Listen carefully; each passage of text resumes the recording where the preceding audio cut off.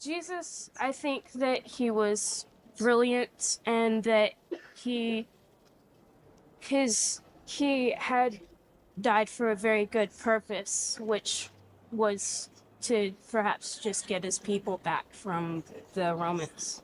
Okay, but remember, he claimed that he died for you and for me, Mm-hmm. right?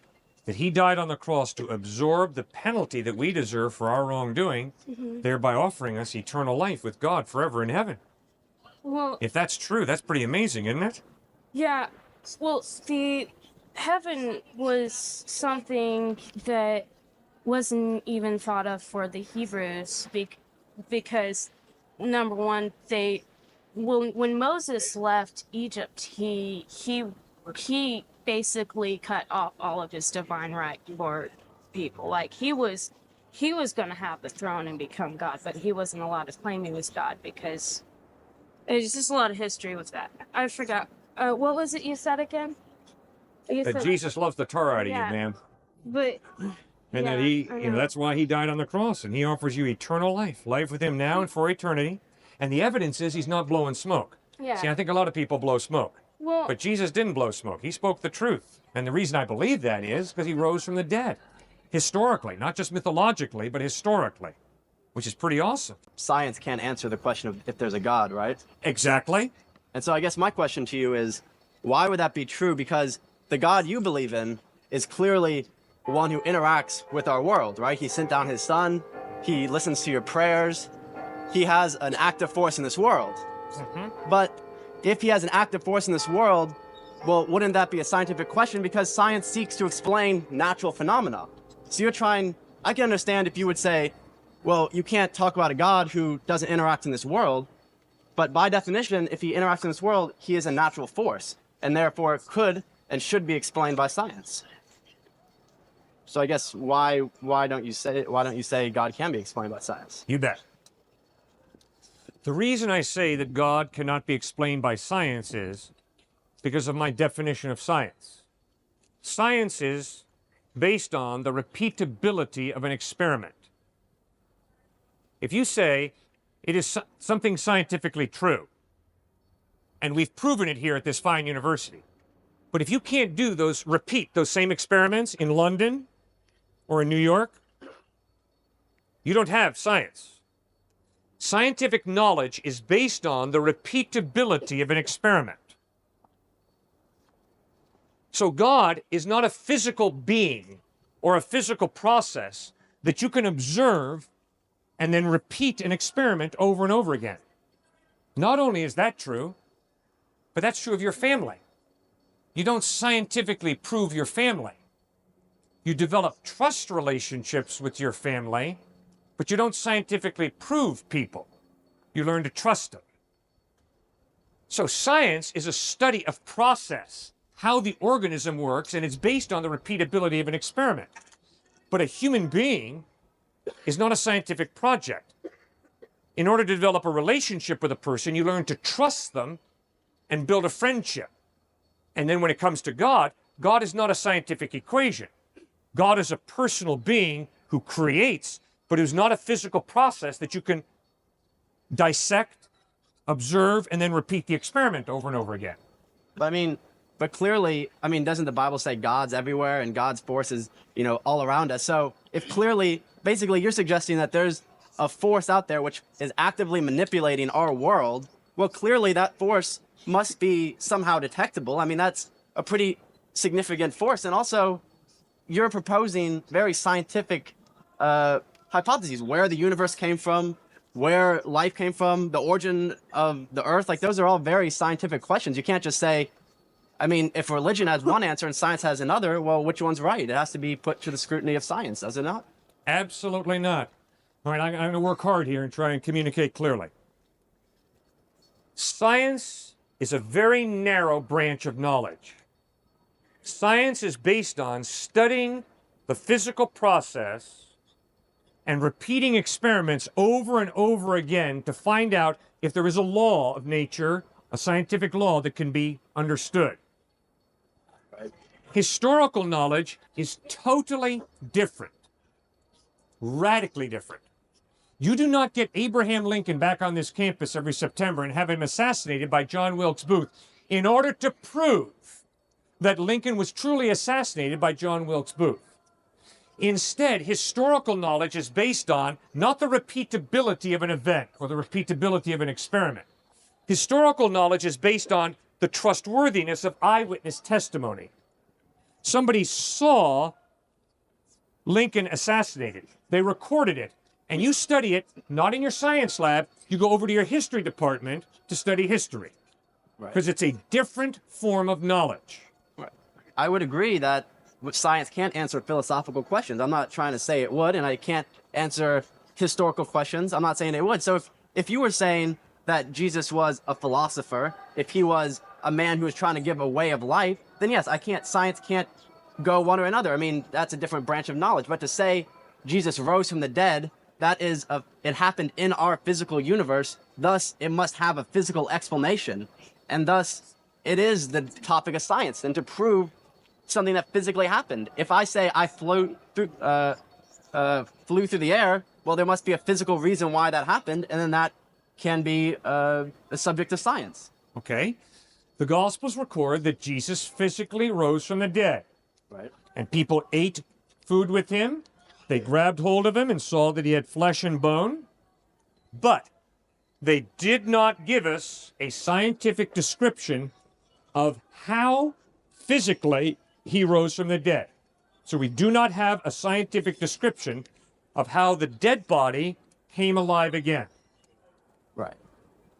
Now, the question of origin, meaning by that, is there an intelligent mind behind this universe, or is there not an intelligent mind? I am convinced is not a scientific question. It is a philosophical, theological question.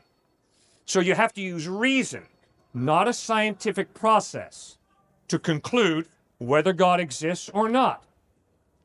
And the philosophical, rational way I go about it is by asking myself, is it more reasonable to believe that behind order and design there's an intelligent mind, or is it more reasonable to believe that order and design comes about by chance?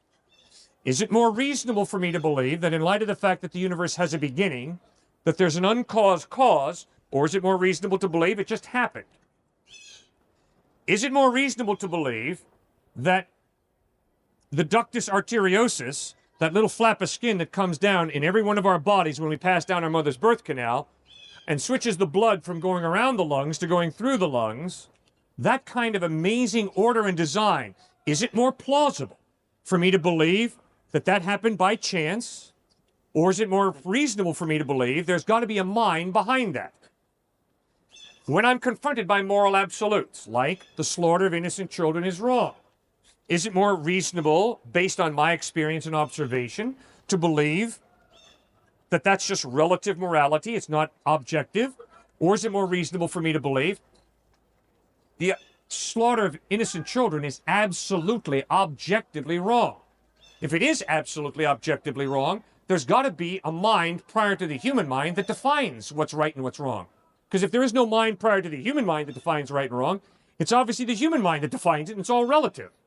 I mean, I would agree that I would think I'm relatively consistent, and I would say it's all relative, in that I personally see, obviously, the slaughter of children as horribly wrong. That is through my mind. Lions permit infanticide, and that's how it's actually evolutionarily beneficial for them to commit infanticide, and they obviously don't see it as wrong.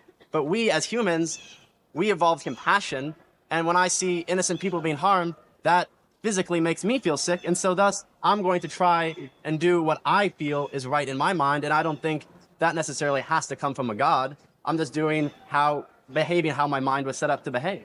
What is compassion? What is compassion? Mm-hmm.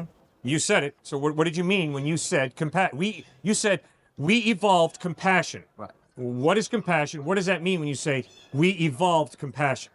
Well, I guess I would say compassion is a feeling of sympathy towards other people, people outside of yourself. I would say it would be a feeling of, I guess you feel sorry for them, you connect with them, you feel empathy towards other people besides yourself. And that is a baffling question because most people, evolution typically talks about survival of the individual, who's the strongest, who can pass on more offspring. But for humans, we work better in groups. We're group animals. And thus, to feel connection towards to your brothers allows you to work together with them, allows you to not kill them, allows you to not steal from them, and thus create something better and stronger. And thus, lone animals have no problem harming others, and it's all about themselves, and that's their survival mechanism. But our survival mechanism is to work together, and that's why we do feel compassion. And so I don't see why it necessarily has to come from God. Okay. I am convinced that I don't have to be compassionate. I am convinced I can be totally self-absorbed, totally narcissistic. I'm convinced that I could live a life of ripping as many people off to feather my nest in the suburbs. That's a real option. I am convinced that compassion is a free decision that we human beings are capable of making. Think of a lot of things that are extremely improbable that nonetheless do occur. If I were to shuffle a deck of cards, it's more than 1 in 1 trillion in a chance that I shuffle it and it ends up in the order that it ends up in. We might then say that there must be an intelligent actor that put those cards in that order. However, it's just a random shuffling of 52 cards that came up in a very improbable result. Now, obviously, there's no intelligent design behind that. Obviously, it's just a random occurrence. It's extremely unlikely, but the law of large numbers tells us that these sort of things do happen, and the fact that they happen isn't necessarily miraculous. And because it's not miraculous, we don't need to speculate about these things that don't make any kind of physical sense. I haven't detected a question, so you My free to make question any then statement is, you want to make. So I'm just questioning your argument here that just because it's unlikely that we're here, there must be some kind of miracle that caused it to happen. Oh, all I'm saying is, in my observation of reality, life comes from life. It does not come from non-life. Therefore, it's more plausible for me to believe, in the beginning, a living being, God, than it is for me to believe, in the beginning, inanimate matter produces animate life. Secondly, from all of my observation, the rational comes from the rational. The rational does not come from the non-rational or the irrational. July 1883, Charles Darwin wrote a letter to a man named Mr. Graham. In this letter, Charles Darwin writes, "In light of the fact that my brain is simply a highly developed monkey's brain, why should I trust my brain to tell me the truth about reality? Would you trust the thoughts of a monkey?" I respect Darwin. He was struggling with epistemological nihilism. Why do you trust your mind to tell you the truth about reality? The reason that I trust my mind to tell me the truth about reality is because I'm convinced that behind my mind is a rational being, a creator God. So, life comes from life, not from non-life. Reason comes from reason, not from non-reason or the irrational. Consciousness comes from consciousness, not from unconsciousness. So that is why it's more plausible for me to believe God exists than it is for me to believe there's no God. Does that make any sense? I follow what you're saying. I think I have a number of problems along the way. The first of which is that you're saying now that God is a living being.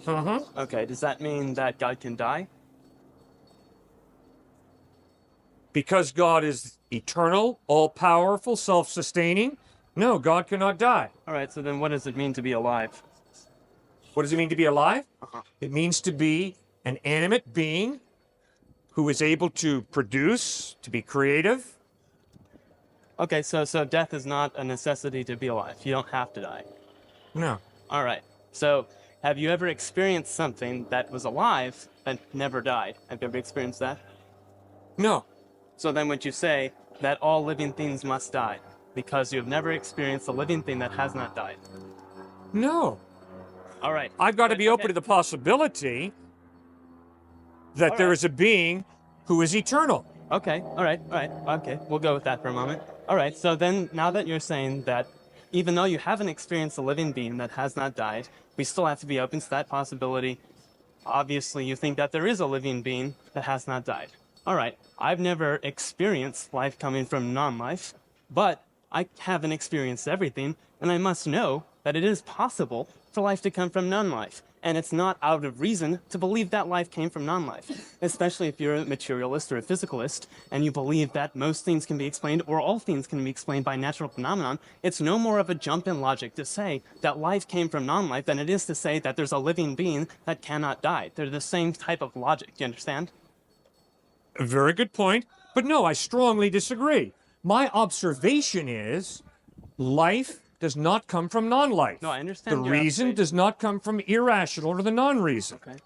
Therefore, it is more plausible for me to believe that we come from a living being, that our rational minds are gifts from a rational being, than it is reasonable for me to believe that we come from non-life. So then, by that same logic, I find it more plausible to believe that if there is a God, and he is living, that he will die, and therefore he's not eternal. That's not true. How do you know Because that when we that's- talk about God, we're talking about a being of a radically different order than Homo sapien or an animal. Radically different. When we begin to think about the vastness of the universe, it's like looking at a beaver dam. Obviously, when you look at a beaver dam, you know that it wasn't stream bringing sticks down that made the beaver dam. But then when you go to the Golden Gate Bridge, you know, the beavers didn't make the Golden Gate Bridge. Why? Because the level of complex design is such that it requires more than a beaver's brain to put it together. It takes a human mind. Then when you go from the Golden Gate Bridge to the universe, you are taking such a quantum leap. It's incredible. And it demands a mind that is far superior to the human mind. I don't think that that's true. Look, you're applying double standards here. The difference between your side and my side is that when I come to any kind of improbability, right, you tell me that my side is irrational and that it doesn't make sense. However, when we point out an irrationality in your side of the logic, you take this double standard and say that we're talking about something that can't be explained. We're talking about something that we can't understand. We're talking about something that is of higher order, higher rationality, however you want to word it. And then it's sort of a cop-out against the argument. What I'm saying is that there's an imparallel between what I'm saying and what you're saying, and thus I can't effectively have a point with you if you're just going to tell me that when we find a flaw in your logic, it can be explained away, but if there's a flaw in my logic because you haven't experienced it, therefore it mustn't make any sense. All I'm saying is that, look, if we analyze it in the way that you're analyzing it, and I'm applying the same kind of logic that you're applying, I'm not trying to have any kind of sleight of hand here, right? You're just saying that you've never experienced life coming from non-life. I'm saying that I've never experienced a living being that's not died, right? And if God isn't eternal, then it's obviously not the God that's been written about in the Christian Bible, for Right. instance. Okay, so we might as well just evenly doubt the fact that life could come from non-life, just as much as we doubt that the Bible talks about the real God, if there is a God in the first place. You can conclude that all you want. I'm saying that my experience is I'm saying the same thing. Yeah, you understand that I'm applying the same logic that you are? No. In my experience, I've never seen a living being that's... yeah, I understand that point, but that's not the entirety of my point about God. A big part of my point about God is there has to be a mind that is so superior, not just to the beaver's mind, but to the human mind in creating a universe, that I've got to be open to a being who is so much bigger than I am. It's incredible. And that also this being could be eternal. The reason I believe in God is because it's more reasonable for me to believe that life comes from life than life comes from non-life. Order and design point me to an intelligent designer. Really complex order and design demands a really complex designer. If I leave my children at home with matches and a load of gasoline and they blow up the house, right, I can go ahead and say that I allowed my children to blow up the house because obviously they're children, they know no better. They had matches and a case of gasoline. It makes a lot of sense that they got in trouble and blew up the house. You bet. can blame that on me. Mm-hmm. All right, so if God creates a world and says he can make it completely orderly, he can avoid all of these terrible things, right? But he chose not to avoid those terrible things by granting us free will, as you say, which we'll get to talk to in a minute. Then we can go ahead and say that he made a mistake. If he wanted it to be perfect, he could have created this perfect. He wanted to create it imperfectly. Nope. False. All right. Can you explain that logic? Sure, very simple. If I leave a 3-year-old kid with matches and gas, that's one thing.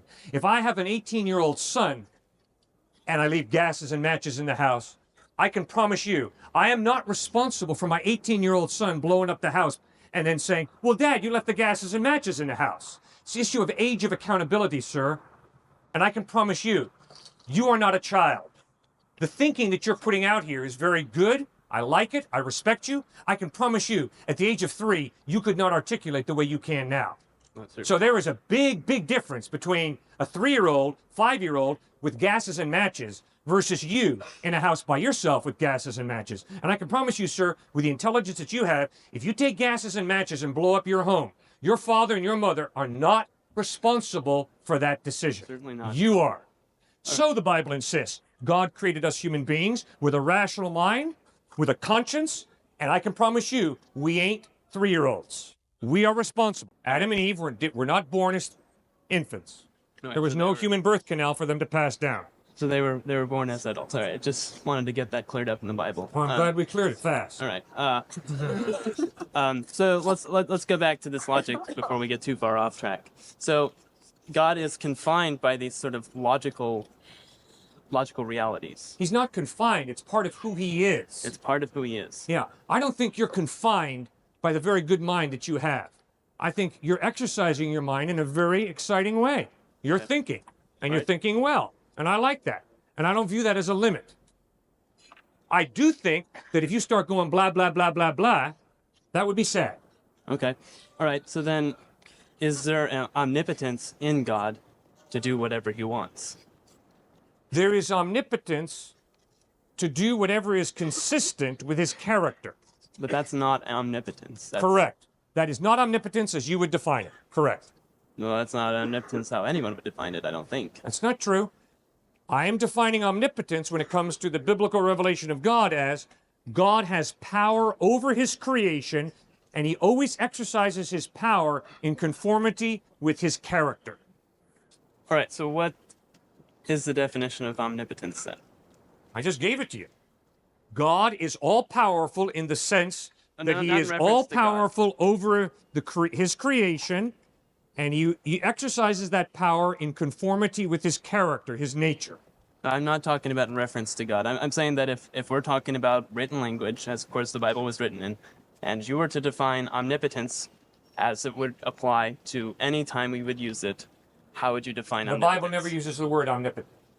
Well, I mean, it was not written in English, but it was translated. The Bible never uses the word omnipotent in Greek or Hebrew, which is the original languages the Bible was written in. All right, well, do you believe that God is omnipotent? In the way I described, yes, not in the way you described. Okay, so God cannot do anything. Correct. God cannot do anything. That's absolutely correct. All right, just clearing that up. All right. Also, then, is God omniscient? In other words, does he know everything? God, because he is outside of time, sees all of history at a glance. So God sees past, present, and future at a glance Simultaneously. at the same time. Correct. All right. So, given that God, right, is an eternal being or essentially atemporal, right, and he has no concept of this temporality, right? Namely, if we were eternal beings, and say we can make an example of it. For instance, let's call time, temporality, a dot, right? And God exists above the dot, right? God is eternal. He's a line segment that goes on forever. Okay. So, given that we're temporal, like you're saying, and he's atemporal, what kind of concept does he have of time? And if he makes an action, can it be temporal? In other words, if I do something wrong today, how does God know that I did it wrong today and not tomorrow, given the fact that he has no concept of temporality because he's eternal? Well, I can promise you, God is more than intelligent enough to understand time. He began it in Genesis chapter 1, verse 1. In the beginning, God created the heavens and the earth. So God's creating time. Not only that, God stepped into time by becoming a human being in Jesus of Nazareth. Sure. So God is more than capable of understanding time, and not only understanding time, but stepping into time. And that's the mystery of the incarnation, of Jesus as God becoming a human being. All right. So, I mean, this is talked about, especially by a lot of abstract physicists as ET simultaneity, and basically talking about how in the concept of eternality, right, anything that happened temporarily would be simultaneous with another event that happened temporally because they've already happened. Right? In other words, since everything has already happened, this discussion has already happened, it is essentially simultaneous with every other discussion that's ever happened. I disagree. If there is no time, right? There's no temporal line for God, right? Everything has already happened. You just, I mean, No, that's what everything has not already happened. What does that mean? you just explained it earlier as God knows what happened in the past, what happened now, and what happens in the future, right? Everything has already happened to God. No, everything has not already happened. It's his perspective is outside of the dimension of time. So God sees everything at a glance because of his perspective, not because everything's already happened. All right, so his perspective. So now let's go back to my line analogy, and let's say that our dot now is moving forward at the rate of time. Okay, and God sort of has this knowledge of time. We can say that he is a pen and drawing a line behind him, such that he knows everything that's happened in the past, and he knows everything that has happened up to this current point. In other words, he doesn't know the future. Or he could know the future, but he hasn't experienced the future. I'm trying to understand exactly what you're saying. All right, well, I don't understand exactly what I'm saying. Why? Because I'm locked into time. I think in terms of 5 minutes ago, now, and 5 minutes from now. So, for me to totally be able to understand and explain what it means that God is outside of time is impossible. I can't explain that totally because I'm so locked into time. But, and a parallel line of thought that helps me is God is omnipresent, which means God can be in Calcutta, India, London, England, and Austin, Texas at the same time. Why? Because God is outside of the dimension of space. Okay. So because he's not confined by space, he can be in 25 different places at the same time. He's a spiritual being. Similarly, he's outside of the dimension of time, so he sees all of time at a glance. So he's outside the dimension of time, And space. therefore he doesn't experience time. No, we went over that. He can experience time if he chooses to step into time. That's the incarnation. Jesus is God stepping into time. Okay, so he can step into time, but he can also be outside of time. Yes. And he's regularly outside of time. Yeah, he's the eternal God. So given the fact that Jesus isn't walking around right now, God's not currently experiencing time. Well, not currently is the wrong word given he's atemporal, but in our perception, the word temporal and at this moment, he's not experiencing time. Right. Okay. So again, let's get back to what I said earlier, which is that given that God is not experiencing time right now, and right now, of course, is a relative term since he's not experiencing time at all, right? There is no right now. So if everything has already happened, there's no temporal existence. God's not existing within time. There is no before and after. There is no cause and effect. There's no string of events. Everything has already happened. He knows everything that's going to happen, and he knows everything that has happened. Therefore, there's no differentiation between what's happening now and what's going to happen 5 minutes from now. Do you understand that? Everything has not already happened. It has for God because he's not a temporal being, right? There's nothing in front of God temporally, right? Therefore, That's right, fine, but you're talking about his perspective. right. His perspective is outside of time, so he sees everything. No, but we've agreed that he's not part of time right now, right? We're not just talking about his perspective right now, we're also talking about his experience, right? Right? To God, there's nothing in front of him because there's no temporality. There's nothing behind him. There is simply right at the moment, but there is no moment because he's atemporal, right? Everything has already happened and it's been consumed into one single point. There's no forward, there's no about to happen, there's no has happened, there's no happening. It's simply all there, right? There's no differentiation between time. Do you understand what I'm saying? No, Okay, all right. I disagree with you. So you disagree with me, so Yeah. you understand what I'm saying. Well, I think I understand what you're saying.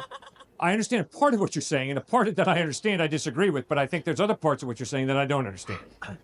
Okay, does it make sense to you that if you're atemporal or eternal, there's nothing in front of you and there's nothing behind you, right? There's nothing happening right now. It's simply all there. There's no temporality. There's no differentiation between what's about to happen and what just did happen, because there is no just did happen and there is no about to happen. Yeah, but God created history. He created time. When? When? Yeah. I don't know. The Bible doesn't give us the age of the universe. I think He created the universe probably about 15 billion years ago. That's the point, though, right? There was no point in time when God created the world, because He's atemporal. No, that's not true. See, there's an example of where we strongly disagree. God, who is outside of time, can create a universe that has a beginning. Okay. That's obviously what Genesis is insisting. The eternal God, who has no birthday, no beginning, chose to create. And that's when time begins for the universe. In the beginning, God created.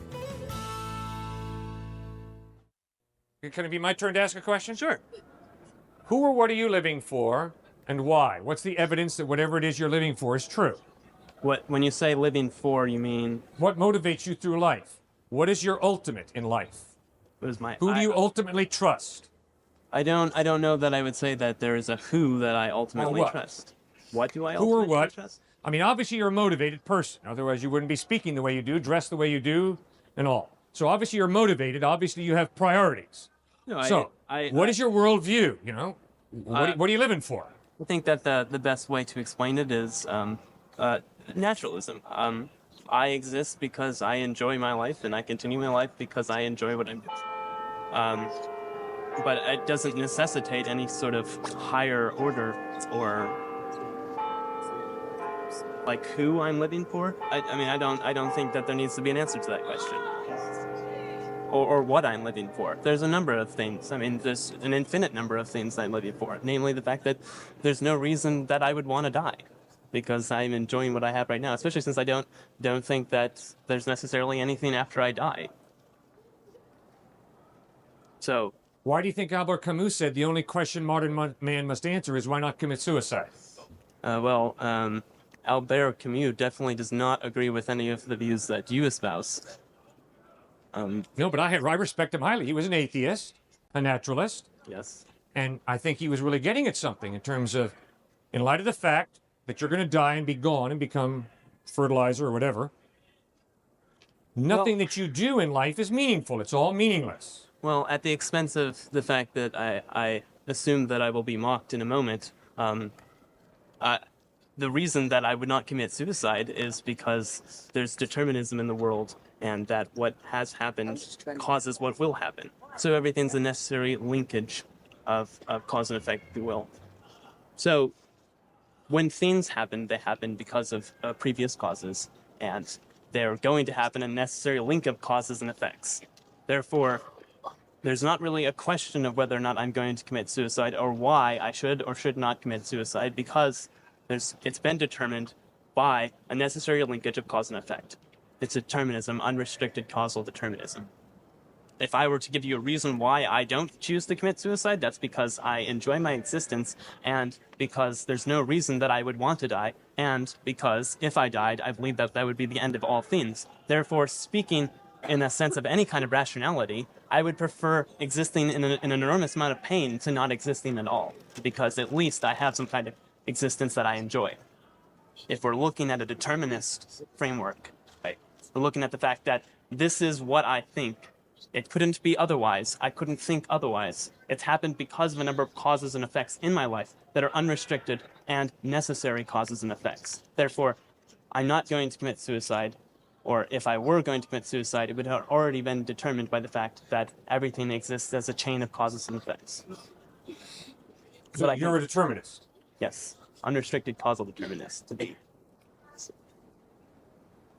I would believe with... So free will doesn't exist, right?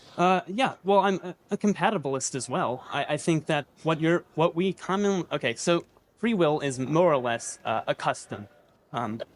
Hume talked about it, Einstein talked about it, Spinoza talked about it. I mean, even Camus brings this up in some of his writings. I don't know how much you read of Camus, but if you look at existence, right, it's a linkage of cause and effect, right? And we can get down to the root of what caused something to occur by analyzing those causes, and then we can determine the effects from those causes. And thus, we could look at if we could look at all the causes in the world, namely if we could look at all the particles in the universe simultaneously, we could derive exactly what was going to happen next, and of course we could do that for each instance in existence, and then through that determine everything that's going to happen. Now, I'm a compatibilist, and Hume talked about this, in that we normally refer to free will as a sort of way to choose between this or that, right? And it has some aspects of kind of covert belief in mind-body dualism, but more or less, we think that there's a way for us to decide, you were kind of talking about it earlier, whether or not to do this or whether or not to do that. Now, I think that there is that decision. Now, that decision is affected by certain causes, right? When I decide to leave later, it'll be because I have to go write my philosophy paper, and that's due tomorrow. And because of that, I'm going to go to the union, I'm going to type up my paper. There were a number of causes that led, right? The teacher assigned the paper. Why did he assign the paper? Because the university hired him and told him to teach a class. More or less, there are millions of causes, and from those causes, we can derive what the effects are going to be, right? So my free will, my decision to go write the paper, was because of these causes. So I do have will, right? And it is free, but that's compatible with the picture of causes and effects, right? So we have to agree that free will is making decisions based on options, based on causes, right? Or based on circumstances. And we can determine what a free willing being would do based on those causes, right? So it's compatible with the picture of determinism, right? Now, some people ridicule determinism by saying that, oh, well, free will has to be an illusion if you believe in determinism, right? It is compatible with the picture. It's not an illusion in the customary sense that we use the word free will. We can talk about it linguistically. We can get to Wittgenstein or other more modern philosophers, but more or less the way we use it implies that it can be compatible with the deterministic picture. Albert Camus made the decision to approach the minister of the American church in Paris, a man named Howard Mumma, Methodist minister. Albert Camus and Howard Mumma had discussions about meaning in life and purpose, and Howard Mumma began to read the Gospels with Camus. And Camus swore Mumma to secrecy at that point in his life. And Camus, after reading the Gospels, got to the point where he turned to Howard Mumma and said, what does it mean to be born again? And what's baptism all about? And Mumma said to Camus that baptism is a sign of a spiritual birth. It's an outward symbol of a spiritual birth. And to be born again means to come spiritually alive to God. And Camus asked Mumma if he would baptize him in a private ceremony. And Mumma said, no, I don't think I can do that privately, because historically, baptism has been a public statement of my faith in Jesus Christ. And so they parted company that summer, because Mumma just served as summer pastorate there at the American Church in Paris. And Camus said, I will look forward to seeing you next summer, mon chéri. And he left. Camus was killed in a car wreck that winter. At the end of his life, Jean-Paul Sartre said, quote, I do not believe that I am the product of chance, a speck of dust in the universe, but rather someone who was expected, prepared, prefigured, in short, a being whom only a creating hand could put here. And this idea of a creating hand refers to God.